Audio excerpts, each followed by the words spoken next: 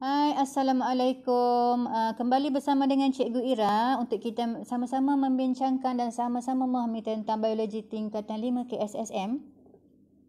Pada hari ini, Cikgu akan membantu pelajar-pelajar untuk memahami tentang bab 2 iaitu subtopik 2.4 iaitu organ utama di dalam proses fotosintesis. Okey, sekarang kita cuba perhatikan dia punya pengenalan ya. Tumbuhan adalah organisma autotrof yang menghasilkan makanan sendiri melalui proses fotosintesis. Hasil fotosintesis iaitu glukosa akan digunakan oleh organisma lain untuk menjana tenaga melalui pengoksidaan makanan. Tenaga diperlukan untuk melakukan proses hidup seperti pertumbuhan dan juga pembiakan. Jadi di sini penerangan itu adalah menerangkan tentang bahawa tumbuhan merupakan organisma autotrof, iaitu dia boleh menghasilkan makanan dia sendiri dengan cara dia melakukan proses fotosintesis.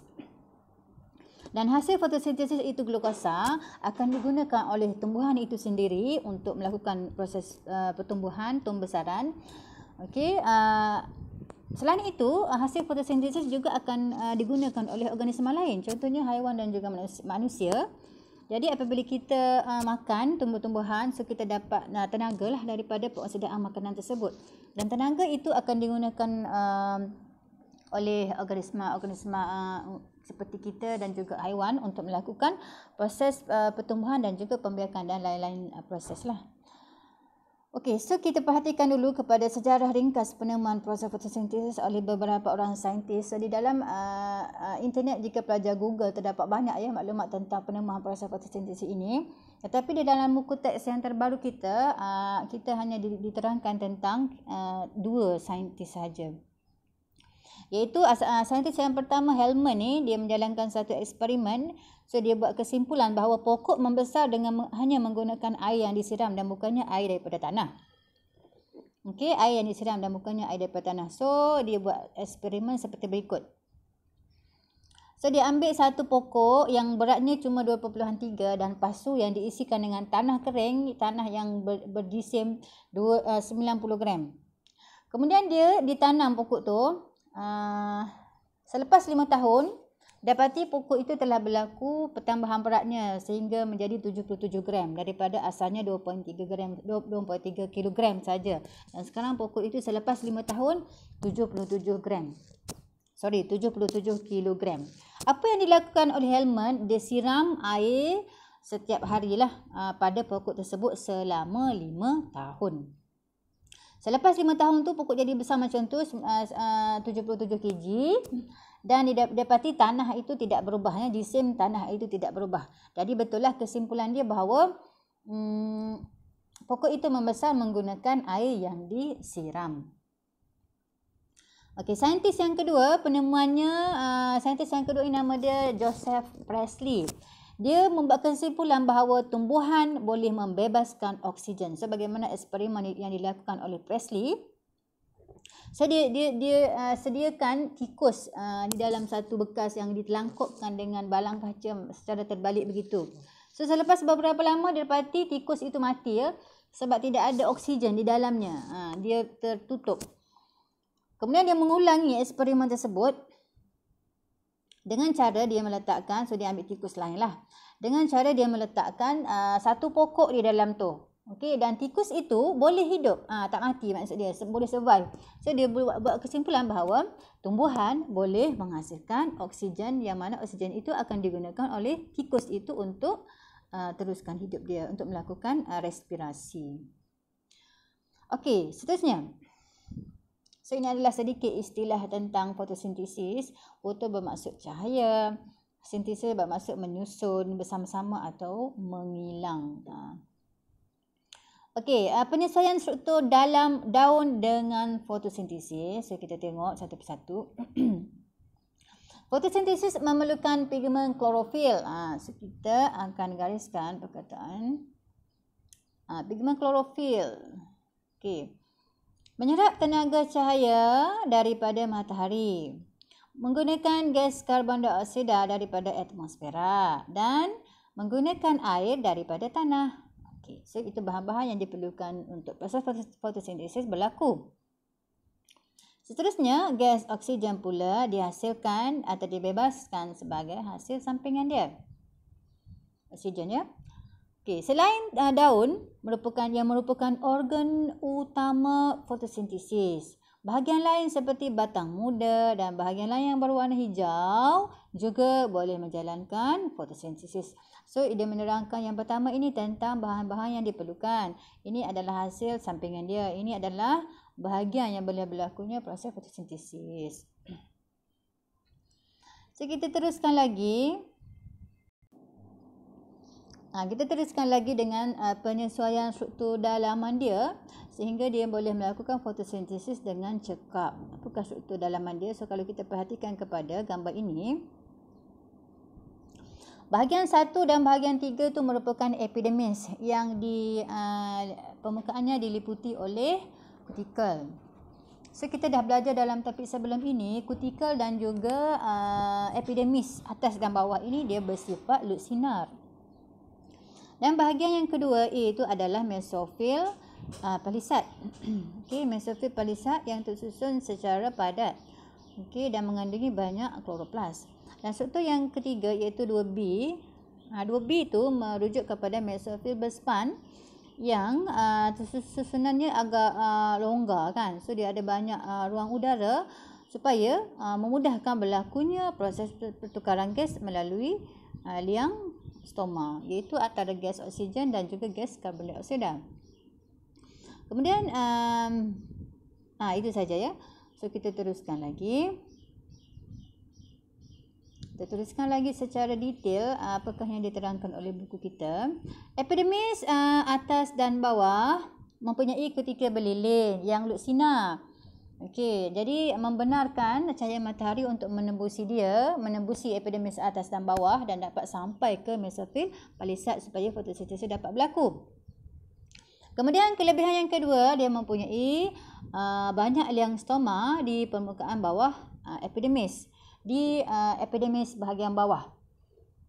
Jadi membenarkan berlakunya pertukaran gas dengan cekap antara gas oksigen dan gas karbon dioksida. So, kita teruskan lagi dengan struktur yang kedua, mesofil palisat.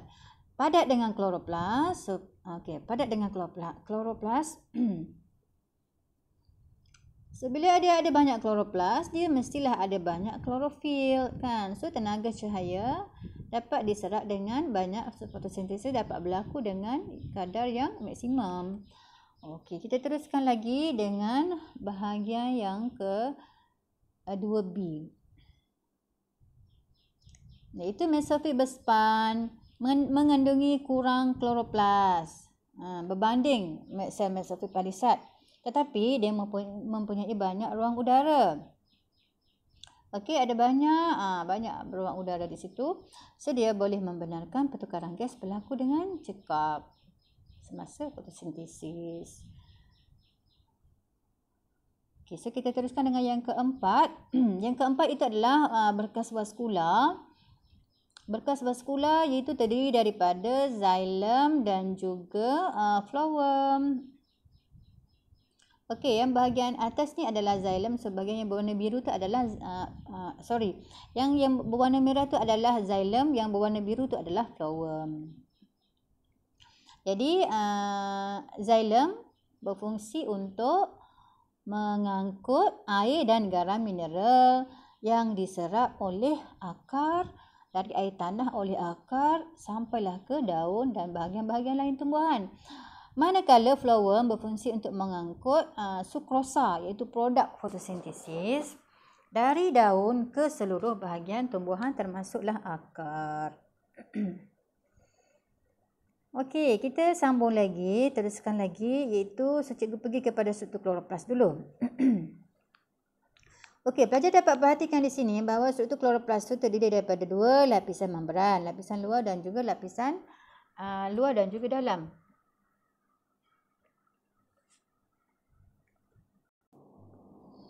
Kemudian dia ada dia punya matriks bahagian dalam tu yang itu dinamakan sebagai stroma. Kemudian sekeping cakra tu dinamakan sebagai tilakoid. Kemudian susunan beberapa keping tilakoid akan membentuk granum.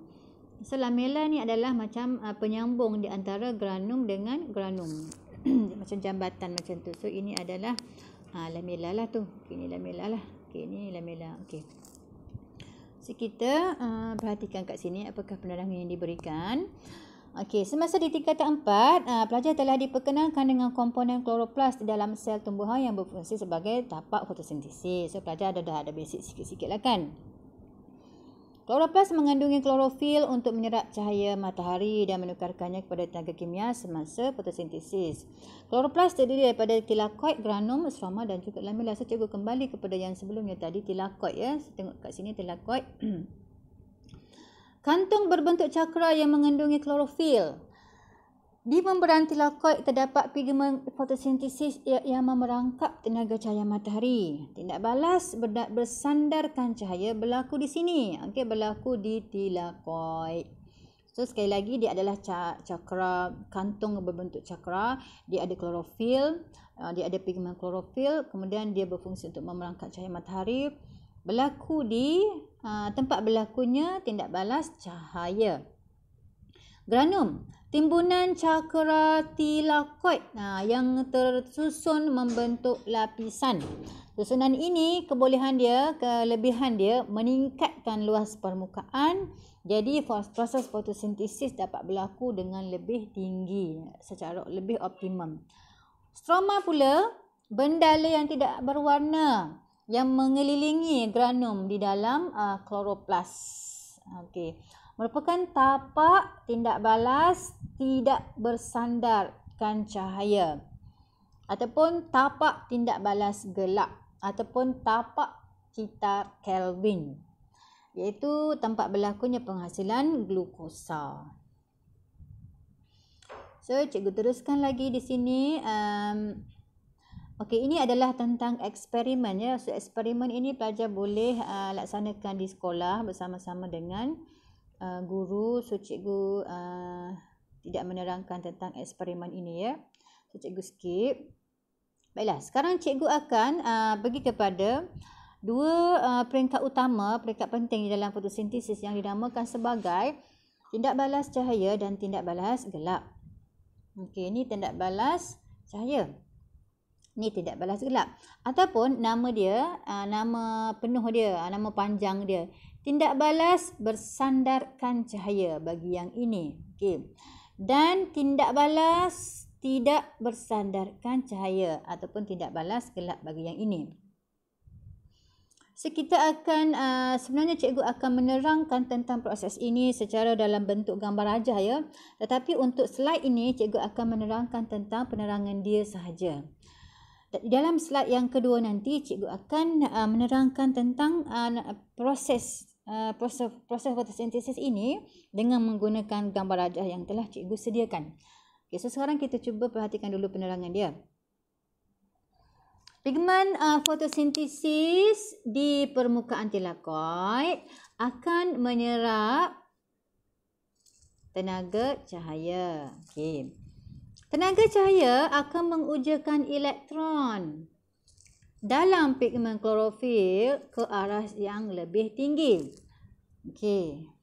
Elektron yang teruja itu daripada klorofil tadi, dia akan melalui satu siri pengangkut elektron ataupun satu siri penerimaan elektron. Dan berlaku juga penghasilan tenaga dalam bentuk ATP daripada proses pengujaan elektron tadi. Yang keempat, elektron ini akhirnya, kan tadi dia lalu satu siri pengangkutan, maksudnya banyaklah siri pengangkutan tu. Dan akhirnya elektron ini akan diterima oleh penerima elektron yang terakhir, iaitu NADP+. Seterusnya, NADP akan bergabung dengan ion hidrogen. Dia akan gabung dengan ion hidrogen. Okey, daripada proses fotolisis air dan membentuk NADPH yang merupakan ejen penurunan. Datang daripada mana ion hidrogen ni?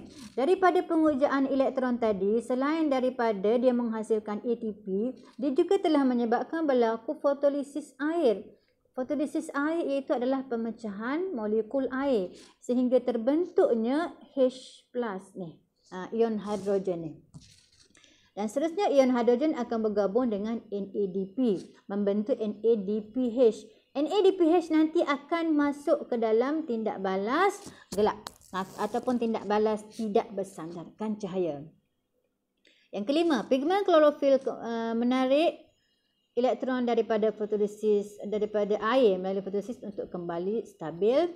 Fotolisis ialah satu proses di mana molekul air terurai membentuk ion hidrogen dan ion hidroksida dengan kehadiran tenaga dan klorofil. Yang ketujuh, ion hidroksida. Okey.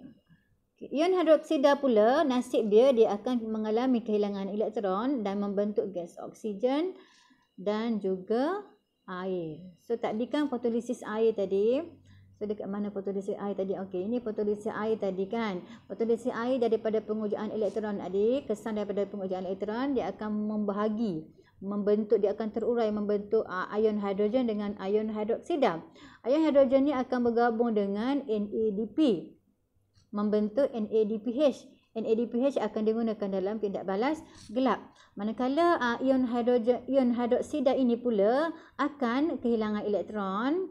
So dia akan membentuk oksigen dan juga air. So sekarang produk bagi tindak balas cahaya adalah 1 ATP, 2 NADPH, 3 gas oksigen, 4 molekul air.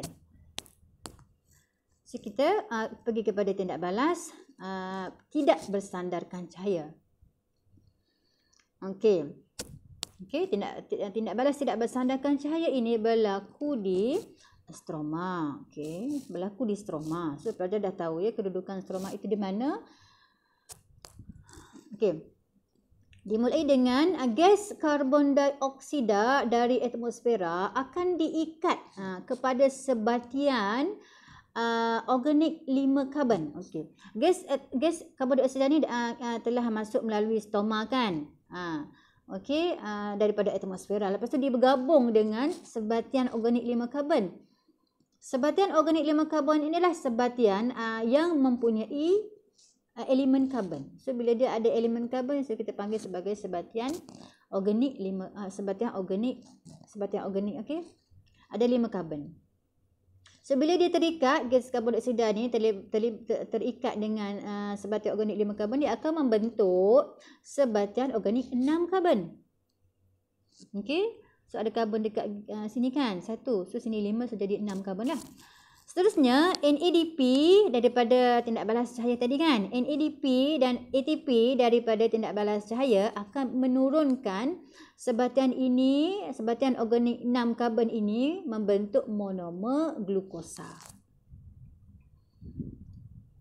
Okey, seterusnya monomer glukosa ini pula akan terkondensasi untuk membentuk molekul kanji. Butiran kanji akan disimpan di dalam stroma kloroplast. Okey. So ini adalah tindak balas persamaan kimia bagi keseluruhan tindak balas proses fotosintesis. So yang belah kiri ni adalah dia punya bahan mentah yang diperlukan. So ini adalah hasil ataupun produk bagi proses fotosintesis yang melibatkan kedua-dua tindak balas cahaya dan juga tindak balas gelap. Jadi so kita tengok dekat sini, tenaga cahaya tadi diserap oleh klorofil kan. Okey, kemudian air ni proses fotolisis air tu. So ini karbon dioksida, proses fotolisis air tadi yang berlakukan. So melibatkan penggunaan molekul air lah. So karbon dioksida daripada atmosfera dalam tindak balas gelap. Yang ni tindak balas cahaya.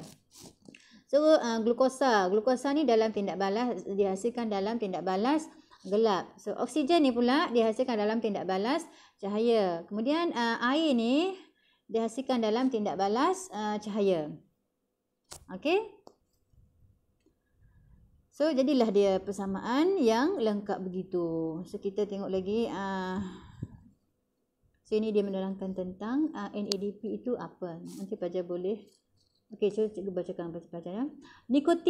Nikotinamida, adenina dinukleotida fosfat ialah koenzim di dalam sel yang digunakan sebagai pembawa hidrogen. Okey, betul tak tadi kan? NADP tu dia bergabung dengan hidrogen kan? Di dalam proses fotosintesis, NADP ialah ejen pengoksidaan yang menerima ion hidrogen semasa tindak balas bersandarkan cahaya. Manakala NADPH adalah ejen penurunan dalam tindak balas tidak bersandarkan cahaya, iaitu NADPH ni tadi digunakan dalam tindak balas tidak bersandarkan cahaya, iaitu dia menukarkan sebatian organik 6 karbon kepada monomer glukosa. So, kita akan perhatikan kepada persamaan dan juga perbezaan bagi kedua-dua tindak balas cahaya dan juga tindak balas gelap. So, kita tengok dekat sini pelajar-pelajar. Apakah yang berlaku di dalam tindak balas cahaya? Yang pertama, tindak balas bersandarkan cahaya berlaku di dalam tilakoid. Dia menghasilkan molekul ATP daripada pengujaan elektron. Berlaku juga dekat situ proses pemecahan molekul air, fotolisis air. Okey, kemudian di akhir tindak balas cahaya terbentuknya gas oksigen dan juga molekul air. Dimungkinkan oleh enzim. Okey, itu adalah dia punya perbezaan dia lah. Dia punya perbezaan. So 1, 2, 3, 4 itu yang tidak berlaku di dalam tindak balas gelap. Manakala dimungkinkan oleh enzim ni, kedua-dua tindak balas cahaya dan tindak balas gelap, ada enzim yang memungkinkan tindak balas mereka. Kedua-dua juga berlaku di dalam kloroplas. So, sekarang kita akan tengok ringkasan bagi tindak balas gelap ataupun tindak balas tidak bersandarkan cahaya. Dia menggunakan molekul ATP daripada tindak balas cahaya. Kemudian dia berlaku di dalam stroma. Okey, kemudian hasil tindak balas dia adalah glukosa. Hasil akhir dia adalah glukosa, melibatkan penurunan gas karbon dioksida. Okey. Penurunan gas karbon dioksida ni iaitu gas karbon dioksida yang diikat bersama-sama dengan sebatian organik 5 karbon tadi membentuk sebatian organik 6 karbon. Okey, ini aktiviti. So, itu sajalah penerangan daripada Cikgu Ira bagi topik proses fotosintesis dalam yang berlaku di dalam kloroplas, iaitu tentang struktur dia, okey, tentang kelebihan dia, tentang tujuan dia, dan juga dua tindak balas yang berlaku, iaitu tindak balas bersandarkan cahaya dan tindak balas yang tidak bersandarkan cahaya. So, cikgu akan cuba untuk membantu pelajar memahami tentang proses fotosintesis, iaitu tindak balas cahaya dan tindak balas gelap dengan menggunakan gambar rajah. So, insya-Allah cikgu akan cuba hantarkan video dalam masa yang terdekat. Terima kasih dan Assalamualaikum.